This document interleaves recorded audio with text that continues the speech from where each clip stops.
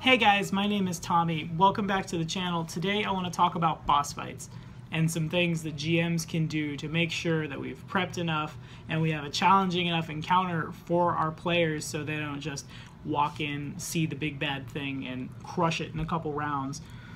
Not too long ago, I GM'd a Pathfinder game with a strong Eldritch Horror theme, and over the course of a couple years, we finally get to the Cthulhu fight at the end, and 2 rounds. That's how long Cthulhu lasts against a party of well-balanced characters. As GMs, if we're going to include boss fights, there's some things we need to do to spice them up to make sure they're going to be a challenge for our players. The number one thing I find myself doing now is taking the stats of anything I even just this much think might be a mid-dungeon boss fight or something I might use at the end of the game, and just throwing his stats through the roof, whether it be his HP, his armor classes, to hits, give class levels to something that has like 30 aberration dice. Whatever challenges the party is whatever you need to do.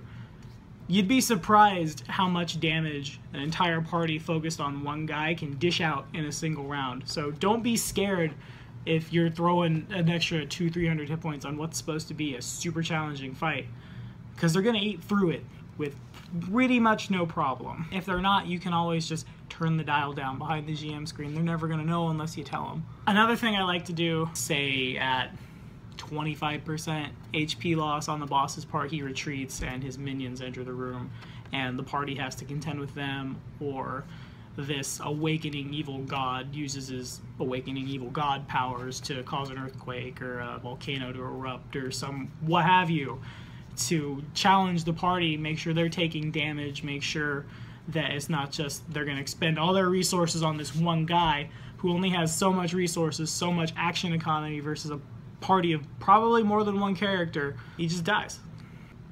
But I think the most important thing we can do to prep our boss fights is to prep for a little thing that I call player chaos, and prep for the inevitable flipping of whatever you might have planned for this boss fight. For example, the first ever Pathfinder game I ever played in my entire life, there was a sorcerer in a dungeon, and I believe that GM had planned for him to be like an overarching villain that comes back from time to time and harasses us, and by the end of the game maybe we kill him, maybe we don't.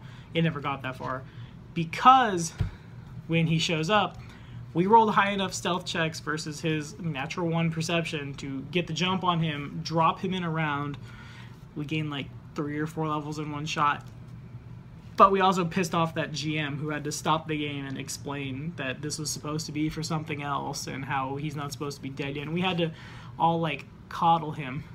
And this is an experienced GM, which is why I'm making this video. I want people to know that player chaos is okay.